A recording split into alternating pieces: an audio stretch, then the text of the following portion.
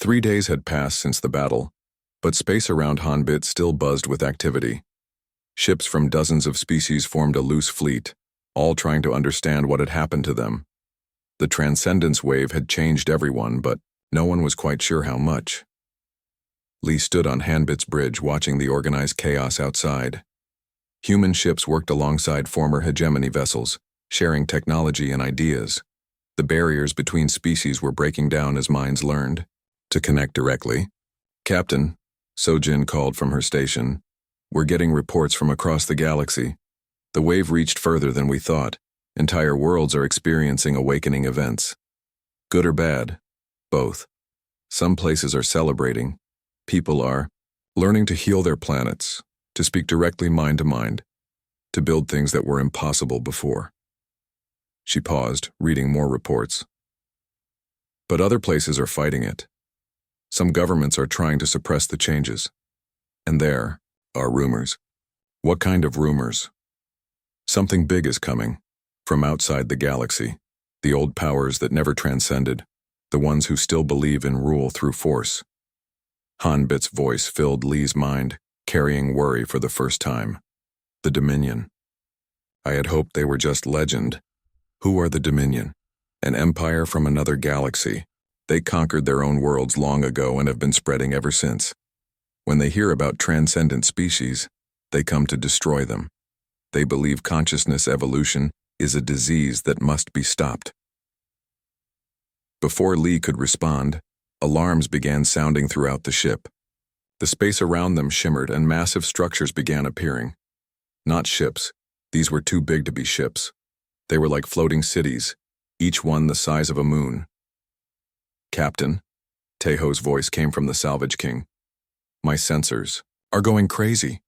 Those things are generating enough power to fuel a star." The largest structure opened a communication channel. The voice that came through was cold and mechanical, translated into every language simultaneously. "This galaxy is infected with transcendence plague. By order of the Dominion Council, all thinking beings will be returned to base consciousness levels. Resist and face extinction." Lee felt the fear ripple through the mixed fleet around him. These Dominion ships made the hegemony look like children with toys. Each structure bristled with weapons that could crack planets, and there were dozens of them. "This is Captain Lee Dongsu," he replied. "You have no authority here. This galaxy belongs to those who live in it." "Incorrect. This galaxy now belongs to the Dominion. You have 1 hour to surrender all transcendent individuals for processing." The channel closed, leaving deadly silence. Admiral Korthak's voice came from his converted hegemony ship. "Captain Lee, my deepest scans show those structures contain billions of soldiers. Even with our new abilities, we cannot fight that many." "Maybe we don't have to fight them," Lee said slowly. An idea was forming in his mind. "Hanbit, you said transcendence isn't about power over others. It's about helping others grow." "Yes. But the Dominion has refused growth for millions of years. They have made themselves unable to change." "Unable or unwilling? What difference does it make?" Lee looked at the Dominion structures hanging in space, like dark mountains. "Maybe all the difference in the world." He opened a channel to the entire fleet. "Humans, former hegemony, aliens, everyone. All ships, this is Captain Lee. What we do in the next hour will decide the future of every thinking being in this galaxy. The Dominion wants to take away our growth, our potential, our hope. But they're afraid of something. They wouldn't come in such force if they didn't fear what we've become." So Jin looked at him with understanding dawning in her eyes. "Captain, you're not planning to fight them." "No, I'm planning to save them." The fleet began moving, not into attack formation, but into something else, a pattern that Hanbit was teaching them, ship by ship. As they moved, Lee could feel their minds linking together, not just human minds now, but alien thoughts, former enemy consciousness, all joining into something larger. "This is dangerous," Hanbit warned. "If you fail, the backlash could destroy every mind in the fleet." "And if we succeed?" "If you succeed, you will do what your ancestors did. You will become the bridge between what is and what could be." The Dominion structures began moving toward the fleet, weapons charging. The hour was almost up. Lee placed both hands on Hanbit's central platform and opened his mind completely. Not just to the ship, but to every consciousness in the fleet. He felt Sojin's brilliant engineering mind, Taeho's intuitive understanding of space and movement, Admiral Korathak's hard-won wisdom about leadership and sacrifice. Thousands of minds, then millions as the effects spread to nearby systems. All thinking together, all growing together. The Dominion weapons fired, planet killers and reality breakers, enough destruction to sterilize entire worlds. But the combined consciousness of the transcendent fleet reached out and caught the weapons, energy, transforming it into something else. Light, pure, beautiful light that spread outward from the fleet toward the Dominion structures. "What are you doing?" the Dominion commander demanded. "We're offering you a gift," Lee replied, "the chance to remember what it feels like to hope." The light touched the first Dominion structure, and something incredible happened. The billions of soldiers inside began to remember. Not facts or events, but feelings. Wonder, joy, the desire to create instead of destroy. For millions of years, the Dominion had suppressed these emotions, believing them to be weaknesses. But consciousness, once awakened, could not easily be put back to sleep. "It's working," Hanbit said with amazement. "They are choosing to remember." One by one, the Dominion structures went silent. Not destroyed, but transformed. The soldiers inside were experiencing transcendence for the first time in eons, remembering what their species had been before fear made them into conquerors. But not all of them accepted the change. The largest structure, the command ship, began charging a final weapon, something that would destroy not just the fleet but the entire star system. The Voidmaker, Hanbit identified. It creates absolute nothingness. If it fires, nothing will remain. Not matter, not energy, not even the possibility of existence. Lee felt the desperation of the Dominion commander. Faced with the collapse of everything his empire stood for, he would rather destroy everyone than allow change to happen. "All minds," Lee called out through the transcendent network. "We need to reach him, not with force but with understanding." The combined consciousness of millions reached out across space, touching the mind of the Dominion commander. They showed him visions of what the galaxy could become. Worlds where war was just a memory.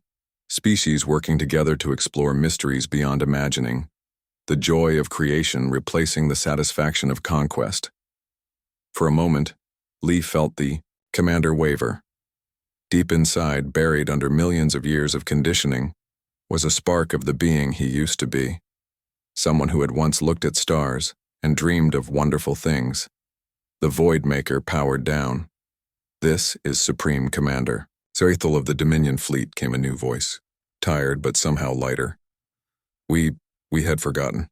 How did we forget something so important?" "It happens," Lee replied gently. "But forgetting doesn't have to be forever."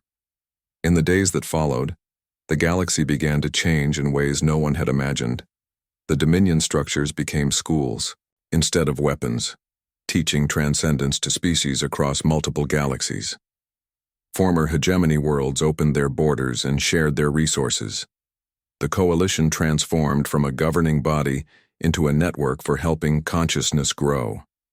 Hanbit no longer flew alone. Other ships like it began appearing as more species learned to blend technology with transcendent thought. Each one was different, reflecting the unique nature of its creators. But all were connected by the understanding that growth was better than stagnation. Lee often stood on Hanbit's bridge, watching the new galaxy take shape. Ships moved between stars like schools of fish, carrying not just cargo but ideas and dreams.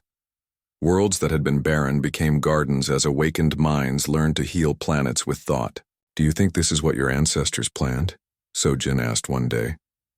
"I think," Hanbit replied, "they hoped for something like this. But what you have built exceeds even their dreams. You have not just transcended. You have learned to help others transcend while remaining grounded in compassion." "What happens now?" Lee asked. "Now you do what we could not. You remain to guide and protect, to ensure that growth never again becomes stagnation." The universe is vast, and there are many species still learning to hope. They will need teachers. Lee smiled, looking out at the stars that no longer seemed distant and cold but warm with the light of awakening minds. Then that's what we'll be. Teachers, guides, bridges between what is and what could be. The ship that shouldn't exist had become the ship that changed everything, and its crew had become something their ancestors could never have imagined. Transcendent beings who chose to remain human at heart. The galaxy was finally growing up. The frozen beam of destruction hung in space like a monument to impossible things.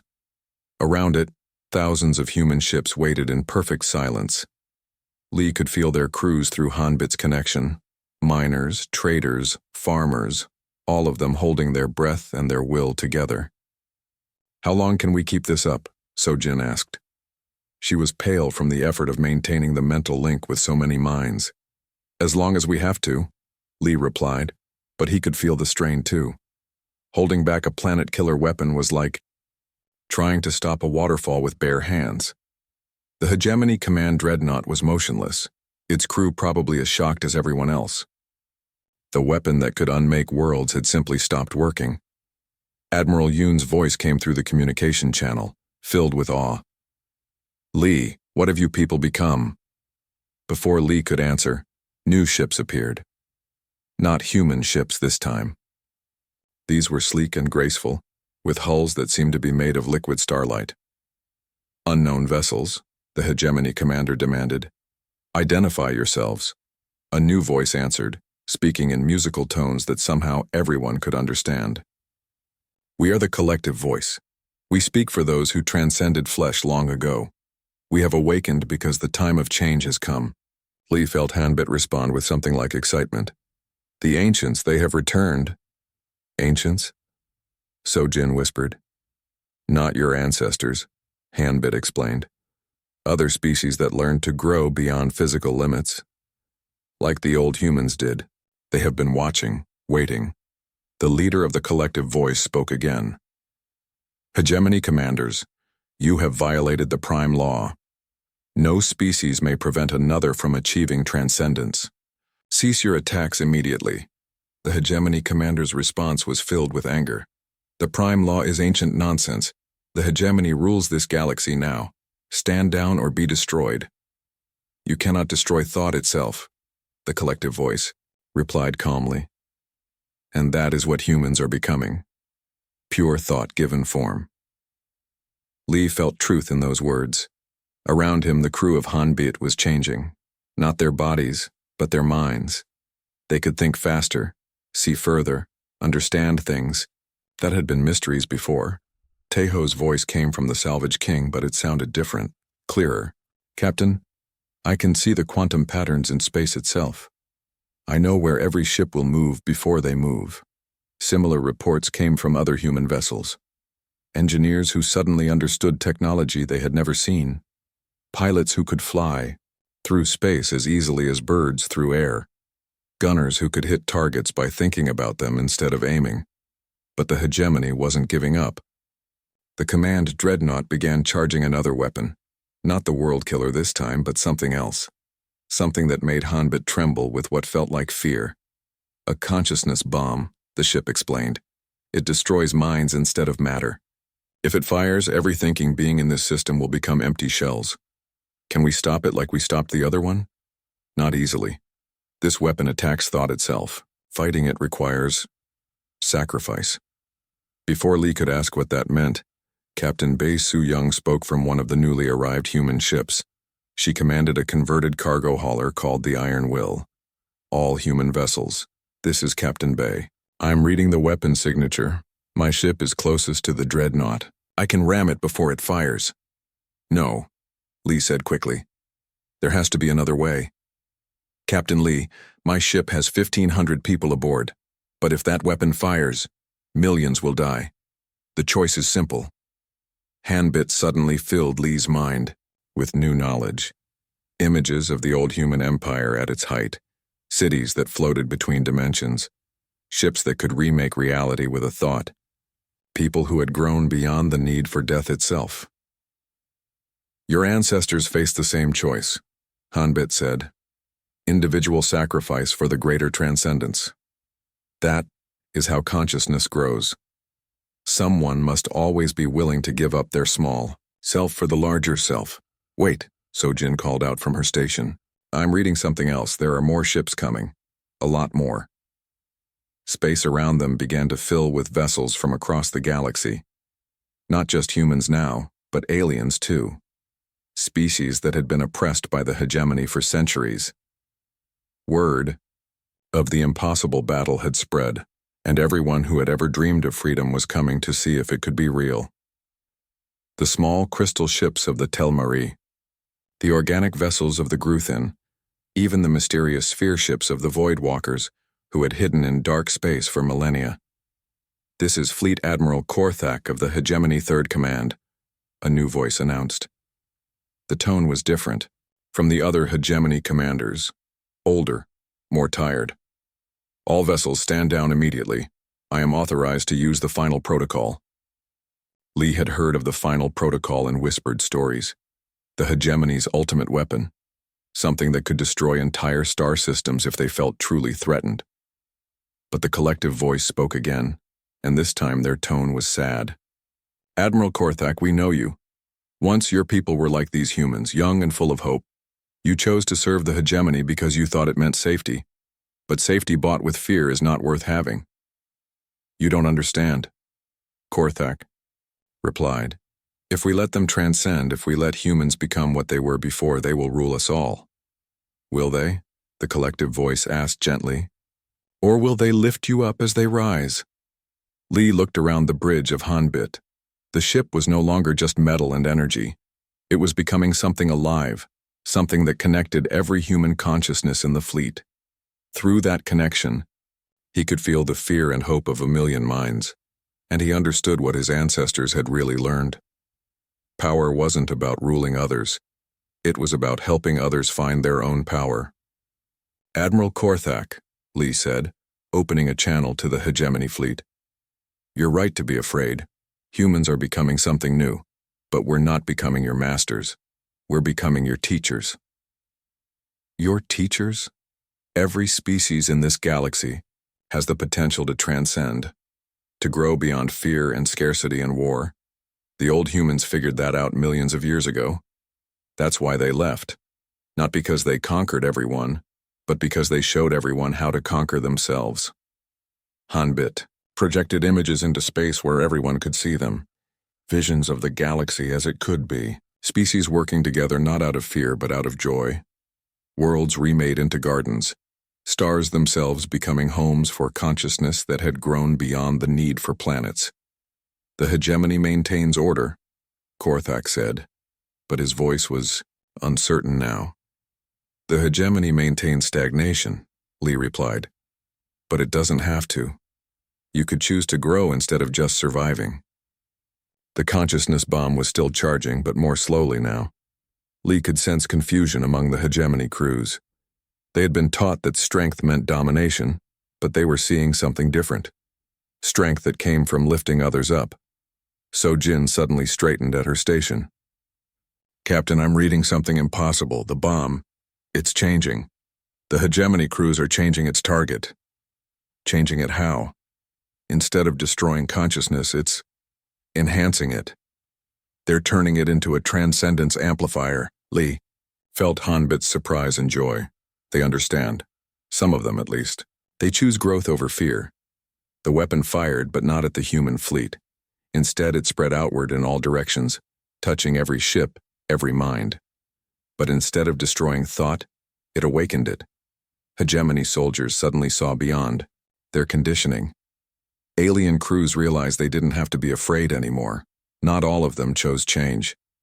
Some hegemony ships retreated, unable to accept a galaxy where might didn't make right. But many stayed, their crews reaching out tentatively to the human fleet. This is impossible, Admiral Korthak whispered. Everything we were taught, everything we believed, wasn't wrong, Lee said gently. Just incomplete. You learned to be strong. Now you can learn to be wise. The frozen planet-killer beam finally dissolved, its energy transformed into something beautiful, a aurora of light that danced between the ships, connecting consciousness to consciousness. But even as the immediate crisis passed, Lee could feel something larger approaching. The Transcendence bomb had sent ripples through space and time. Other powers in the galaxy were taking notice, and not all of them would be as reasonable as Korthak. The real test comes now, Hanbit warned. Word of what happened here will spread. Some will come seeking wisdom. Others will come seeking to destroy what they cannot control. Are you ready for what comes next? Lee looked at the thousands of ships around them, human, alien, even former hegemony vessels all flying together, each one representing a choice to grow instead of just surviving. We're ready, he said. All of us. The hegemony weapons fire came like angry red stars, hundreds of energy beams crossing space toward Hanbit. Lee watched them approach and felt strangely calm. The ship was teaching him, filling his mind with knowledge he had never learned. Sojin, hold on to something, he said. But Hanbit didn't dodge the weapons. Instead, the ship seemed to fade, becoming translucent like a ghost. The energy beams passed right through them without causing any damage. Captain, Sojin stared at her displays. We're phased. We're existing between normal space and somewhere else. The hegemony commander's voice crackled with confusion. Impossible. No known technology can phase shift an object that large. Lee smiled grimly. You're right. No known technology. He placed his hands more firmly on the control platform. Hanbit, show them what humans can really do. The ship solidified again, but now it was different. Energy flowed visibly through the hull like veins of light. The smooth surfaces began to change, opening ports that revealed weapons unlike anything Lee had ever seen. These are reality shapers, Hanbit explained in his mind. They do not destroy matter.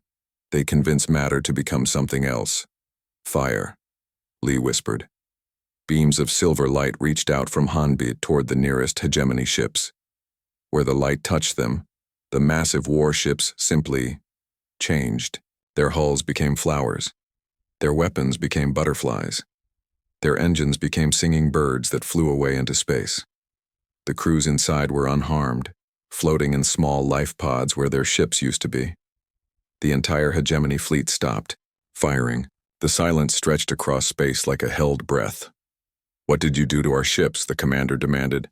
We didn't destroy them, Lee replied. We just reminded them that they could be something more beautiful than weapons. But the demonstration had cost him. Lee felt exhausted, as if he had been running for hours. Using the ship's power was draining his own life force. You are learning, Hanbit said gently. But you are still thinking like a human from this time. Small. Limited. You must remember what you really are. Sojin moved to another control station. Captain, I'm starting to understand the ship's systems. But we can't keep using power like that. There are still over 300 hegemony ships out there. She was right. The reality shapers had transformed 5 enemy vessels, but the rest of the fleet was pulling back, regrouping. And more ships were arriving every minute.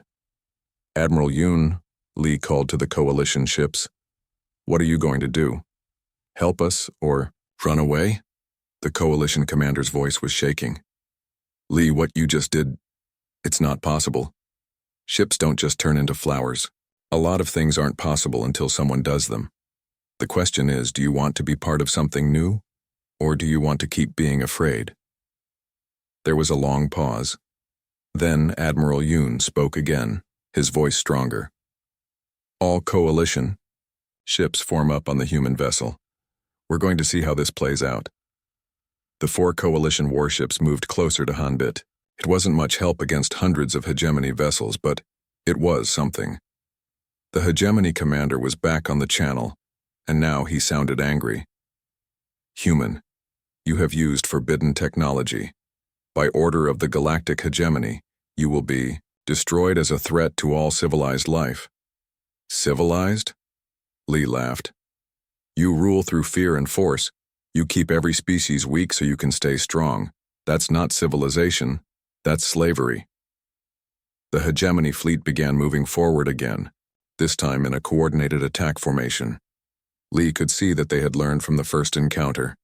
They were spreading out, making it impossible to target multiple ships with one attack. They adapt quickly, Hanbit observed, but they still do not understand what they face. Are you ready to learn the next lesson? What lesson? That consciousness is not limited by flesh. Your mind can be more than your body. Lee felt something strange happening to his thoughts. They were getting faster, clearer. He could see the battle from multiple angles at once, as if he had eyes all around the ship. When he looked at Sojin, he could sense her thoughts too. "Captain," she gasped, "I can feel what you're thinking. And I can see everything. How is this possible?" The old humans were not limited by single bodies, Hanbit explained. They could share consciousness, think as one mind while remaining individual. You are remembering this ability. The hegemony ships opened fire again, but this time Lee could see the attack coming before it happened. He could predict where each beam would go, how the ships would move, what the commanders were planning. Taeho's voice came from the salvage king. "Captain, I don't know what's happening, but I can suddenly fly like I never could before. It's like the ship is teaching me through the radio link." Lee understood. Hanbit wasn't just affecting him and Sojin. It was reaching out to every human in the area, awakening abilities they had never known they possessed. "All human ships," Lee called out. "Follow Hanbit's lead. Trust your instincts. They're stronger than you think." The space battle that followed was unlike anything in recorded history. Hanbit moved through the hegemony formation like a dancer, phasing in and out of normal space, its reality shapers turning weapons into art and warships into gardens. The coalition vessels, guided by their suddenly enhanced crews, performed maneuvers that should have been impossible. But the hegemony had numbers. For every ship they lost, 2 more took its place. And they were learning to counter Hanbit's attacks, using quantum shields and reality anchors to prevent their ships from being transformed. "Captain," Sojin called out, "I'm reading massive energy buildup from the command dreadnought. They're charging some kind of superweapon." Lee looked at the enormous hegemony flagship. It was 10 times larger than Hanbit, bristling with weapons that could crack planets. And now it was preparing to fire something that would end the battle once and for all. "The world killer," Hanbit said sadly. "They would rather destroy this entire star system than allow humans to remember their heritage. Can we stop it? Not without great cost. The weapon will fire in 60 seconds. We could phase the entire system out of normal space, but it would require all of my power. I would sleep for 1,000 years before I could wake again." Lee looked around the bridge, at Sojin, working frantically at her station, at the displays, showing the coalition ships fighting bravely against impossible odds, at the scanner readings showing civilian ships in nearby systems who would die if the hegemony weapon fired. The choice was simple, really. "Do it," he said. "Are you certain? Once I sleep, you will face the future alone." "We won't be alone. You've already taught us the most important lesson. We're stronger than we thought we were." But before Hanbit could act, new contacts appeared. On the sensors, ships dropping out of hyperspace all around the battle zone. Hundreds of them. Thousands. "Captain," Sojin's voice was filled with wonder. "Those are human ships. From every colony, every mining station, every trade route in this sector. They came to help." Lee stared at the displays. Cargo haulers armed with improvised weapons, passenger liners converted to carry fighters, mining ships with drilling lasers pointed outward like guns, even small personal craft, anything that could fly and fight, and they kept coming. More and more human vessels filling space around the battle. They were outgunned and outclassed, but they had come anyway. Taeho's voice was choked with emotion. "Captain, we're receiving messages from all the ships. They all say the same thing. We're here. We're human. We're not backing down." The hegemony command dreadnought was still charging its world-killer weapon, but now it faced not just one mysterious ship, but an entire human fleet. Thousands of vessels crewed by people who had suddenly remembered what it meant to be human. Now, Hanbit said with something like joy in its voice. Now you are ready for the real test. The superweapon fired, a beam of pure destruction that could unmake matter itself. But it met not just Hanbit's defenses but the combined will of every human consciousness in the fleet. The beam stopped, held in space like a frozen lightning bolt. And in that moment, Lee understood what his ancestors had really left behind. Not just a ship, not just technology, but the knowledge that humans working together could reshape reality itself. The trial by fire was over. The real war was about to begin. Captain Lee, you have 30 seconds to exit that vessel. Admiral Yoon's voice boomed through the communicator. Any delay will be considered hostile action. Lee kept his hand on the central platform. The ship's systems hummed around him, waiting. He could feel something in his mind, like a voice trying to speak but couldn't find the words yet. So Jin, can you understand any of these displays? He asked. Park So-jin moved between the stations, her scanner beeping constantly. Captain, this is incredible. The ship's computer is trying to teach me the controls. Look at this. She touched. A panel and symbols appeared in the air. At first they looked like ancient Korean, but as she watched, they slowly changed into modern Korean words. Power systems. Navigation. Weapons. She read aloud. Captain, this ship has weapons. Big ones. Weapons? Lee looked at the peaceful, curved walls around them. I don't see any gun ports. According to this, the weapons are built into the hull itself. The entire ship is a weapon. Outside, the coalition ships moved closer. Lee could see them through the bridge's large window. 4 warships, each one capable of destroying a planet. Against his small salvage ship, they were like giants fighting an ant. But this wasn't his salvage ship anymore. This was something else. Entirely, Captain. Taeho's voice crackled with fear. They're charging weapons. What do I do? Lee closed his eyes and pressed both hands against the platform. Tell me, he whispered to the ship. What are you? The voice came stronger this time, speaking directly into his mind. Not just Korean words, but feelings and images too. I am Hanbit, it said. I am the last gift from those who came before. I am memory and promise. I am the bridge between what was lost and what can be found again. What was lost? Lee asked aloud. Images flooded his mind. A blue-green world, but not Earth. Cities that floated in the sky, connected by bridges of light. Humans, but different somehow. Taller, stronger. Their eyes held wisdom that spoke of centuries of life. And ships, thousands of ships like this one, moving between stars as easily as birds flying between trees. So, Jin, Lee gasped. Humans used to have an empire, a huge one. We were everywhere in the galaxy. What happened to it? More images came. The old empire hadn't been destroyed by war or disaster. They had simply moved on, grown beyond the need for physical ships and planets. They had become something more than human, but they remembered what they used to be. We left this ship, Hanbit explained, as a test and a gift. When our children were ready when they needed us most, one of them would find me. You are that one, Lee Dong-soo. Your people face a choice. Remain small and weak, or remember who you really are. Captain, Taeho shouted. Coalition ships are opening fire. Lee felt the ship move under his feet, but not from weapons hitting them. Hanbit was moving on its own, sliding sideways through space in a way that should have been impossible. So Jin, are you seeing this? She was staring at her displays in amazement. Captain, we just moved 3 kilometers in 1 second, but the ship didn't accelerate, we just moved.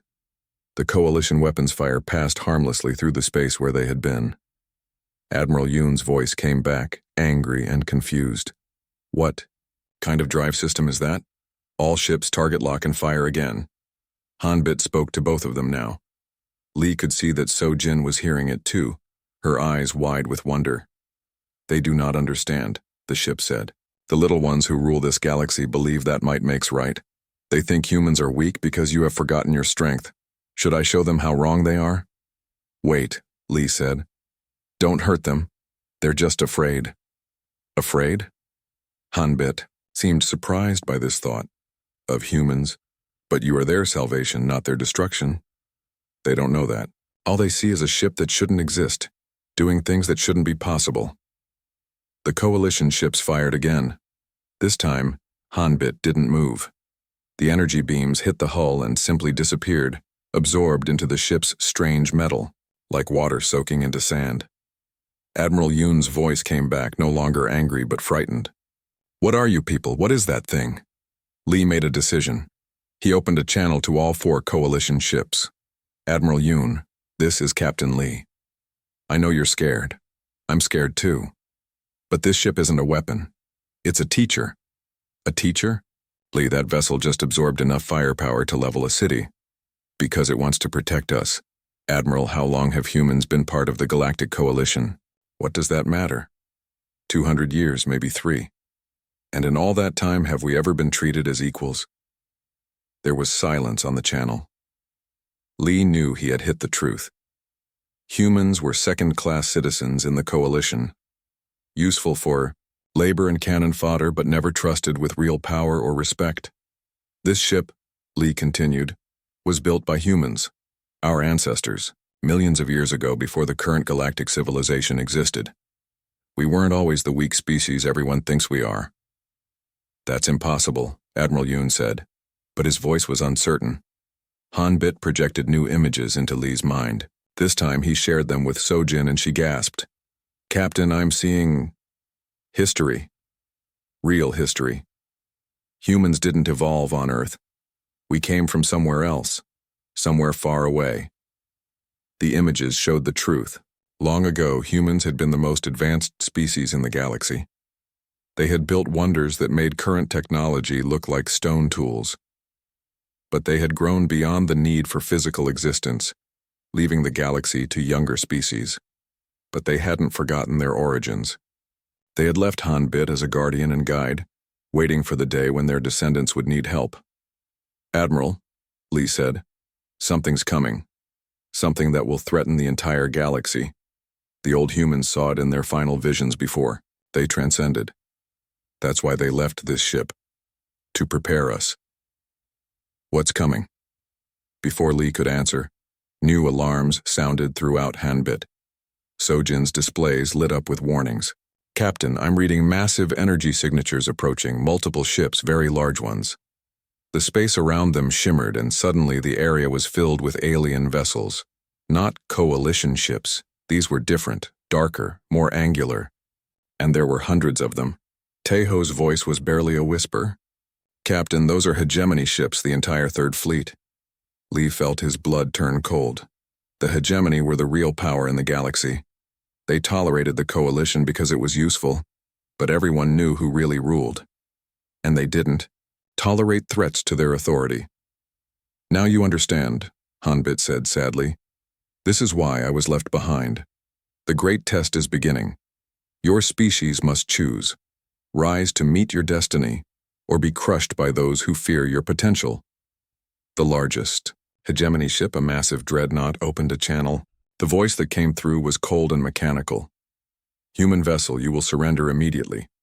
Your ship's technology is deemed a threat to galactic stability. Comply, or face extinction." Lee looked at Sojin, then at the displays showing hundreds of enemy ships surrounding them. Each one was larger and more powerful than anything the Coalition possessed. "Admiral Yoon," he called to the Coalition ships, "you have a choice to make. Help us, or watch your human crews become slaves to the hegemony. Lee, there are too many of them. We can't fight the entire Third Fleet." Hanbit's voice filled Lee's mind with calm certainty. "You are not fighting alone. You are fighting for the future of every thinking being in this galaxy. The hegemony rule, through fear and suppression. It is time to show them that some things cannot be suppressed forever." Lee placed both hands on the central platform and felt the ship respond to his will. Energy flowed through the hull like liquid fire. Weapons, systems that had slept for millions of years, began to wake up. "Sojin, can you help me figure out these controls?" She moved to the station next to him, her hands dancing over the glowing symbols. "I think so, Captain. The ship is teaching me as I go." It's like it wants us to succeed. The hegemony commanders. Voice came again, impatient now. You have 10 seconds to comply. Lee opened a channel to all ships, coalition and hegemony alike. This is Captain Lee Dong-soo of the human vessel Hanbit. We're not surrendering, we're not running. We're here to remind the galaxy that humans are not the weak species you think we are. And if you want to test that claim, then bring your best. The Cho. Countdown reached 0. The hegemony fleet opened fire. The ship that shouldn't exist. Part 1. The derelict Discovery Captain. Lee Dong-soo stared at the scan results on his screen. After 20 years of salvage work, he had seen many strange things floating in deep space. But this was different. Very different. So-jin, run that scan again, he called to his engineer. Park So-jin looked up from her station, her fingers dancing over the controls. Captain, I've run it 5 times already. The readings are the same every time. Then explain to me how a ship that big can have 0 heat signature, Lee said. He rubbed his tired eyes. 3 weeks in the void sector looking for salvage, and now this. The object on their screen was huge, bigger than a coalition cruiser. It hung in space like a sleeping giant, dark and silent. No lights, no energy readings, no signs of life. But the shape was wrong. Too smooth, too perfect. Maybe it's been dead for a long time, said Kim Tae-ho from the pilot seat. The young man was only 25, but he could fly anything with engines. Cold space will freeze anything solid. Park. So-jin shook her head. Tae-ho, look at this. She pointed to her screen. The hull is intact. No damage. No wear marks. If this ship has been floating here for years, where are the micrometeor impacts? Where's the cosmic dust buildup? Lee moved closer to look at the readings. She was right. The ship looked brand new. But that was impossible. No one built ships like this. The design was all wrong. Human ships were boxy and practical. Alien ships were either insect-like or crystal-shaped. This thing looked almost alive, like it had been grown instead of built. Captain, Tae-ho said, we're getting a signal. From the ship? No, sir. Coalition frequency. Long range. Lee's stomach dropped. The coalition meant trouble. They always showed up when humans found something valuable. Put it through. The screen flickered, showing the stern face of Admiral Yoon Hyun-woo. Lee had dealt with him before. The man was ambitious and cold. Captain Lee, Admiral Yoon said, his voice crisp. We've detected your position. You are ordered to maintain distance from the unknown vessel until coalition forces arrive. Admiral, this is open space. Salvage rights belong to whoever gets there first. Not this time, Captain. This object shows technology beyond current human capability. It falls under Coalition Security Protocol 7. Any attempt to board will be considered an act of piracy. The transmission ended. Lee cursed under his breath. Protocol 7 meant the Coalition could do whatever they wanted. Take the ship, arrest his crew, make it all disappear. How long until they get here? He asked. Tae-ho checked his instruments. Their nearest patrol is 6 hours out, Captain. Lee looked at the mysterious ship again. 6 hours. Enough time to take a look. Maybe enough time to understand what they were dealing with. So, Jin, what do you think? Can we board safely? The engineer studied her readings. The ship has atmosphere, breathable air, gravity systems working. But Captain, none of this makes sense. A ship this size needs massive power sources, but I'm reading nothing. 0 energy output. Maybe the power systems are hidden, Lee said. Or maybe it's using technology we don't understand. He made his decision. Tae-ho, take us in. Docking distance. Captain, So-jin said, are you sure about this? The Coalition won't forgive us if we board. The Coalition won't forgive us anyway, Lee replied. They'll take our ship, our cargo, and probably throw us in prison just for being here. At least this way we might learn something first. The Salvage King moved slowly toward the strange vessel. As they got closer, the ship's true size became clear. It was enormous, at least 2 kilometers long. The hull was a dark silver color that seemed to shift in the light. There were no visible weapons, no docking bays, no obvious way inside. There. Sojin pointed at her screen. I'm reading a possible airlock. Port side, about halfway down. Taeho brought them in carefully. The airlock was there, but it looked nothing like any airlock they had ever seen. It was round with symbols carved around the edges. The symbols looked almost familiar, but Lee couldn't place them. Those markings, Sojin said quietly. They look like old Korean writing, very old. Lee stared at the symbols. She was right. They did look Korean, but that was impossible. This ship was clearly built with technology far beyond anything humans possessed. Why would it have Korean writing? They docked with a soft bump. The airlocks connected with surprising ease, as if the strange ship was designed to accept their docking ring. Atmosphere check? Lee asked. Sojin nodded. Good air on the other side. Slightly higher oxygen than Earth normal. Temperature is comfortable. Lee grabbed his sidearm and a scanner. Taeho, you stay with the ship. Keep the engines warm. If anything goes wrong, get out of here fast. Captain, I should come with you, the young pilot protested.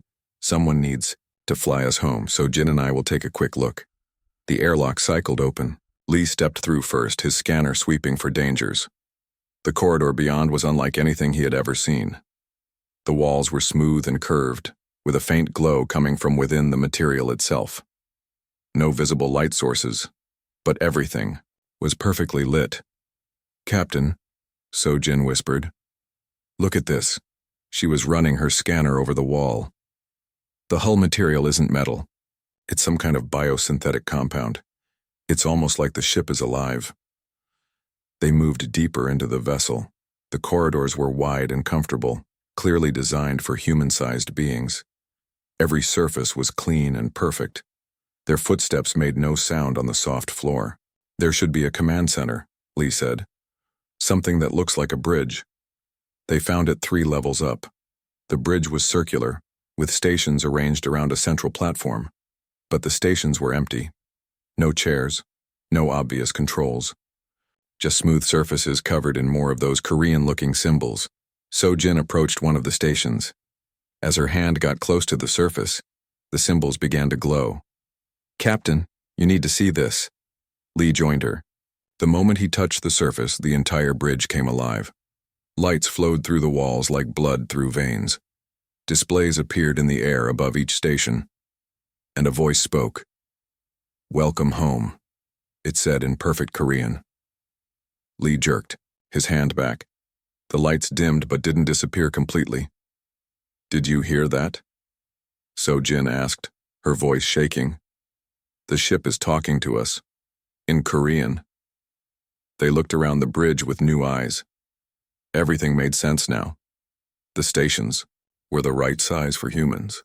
The symbols were Korean, but written in a style that was thousands of years old. This wasn't an alien ship at all. Sojin, Lee said slowly, I think this ship is human, but that's impossible. We don't have this technology. Before she could answer, Taeho's voice crackled over their communicators. Captain, Coalition ships just dropped out of hyperspace, 3 cruisers and a dreadnought. They're demanding immediate surrender. Lee looked at the glowing bridge around them. Whatever this ship was, whoever built it, the Coalition wanted it. Badly. Too badly. Taeho, tell them we're coming out, but don't undock yet. He turned to Sojin. Can you figure out how to work these controls? Maybe. The ship seems to respond to human touch. But Captain, we can't fight the Coalition. They have 4 warships. Lee touched the central platform again. The voice spoke once more, clearer this time. I have been waiting so long for you to return. Are you ready to remember who you really are? Outside, the Coalition ships were powering. Weapons. But Lee felt something he hadn't felt in years. Hope. This ship was more than just salvage. It was a mystery that could change everything. And he wasn't going to let the Coalition take it without a fight.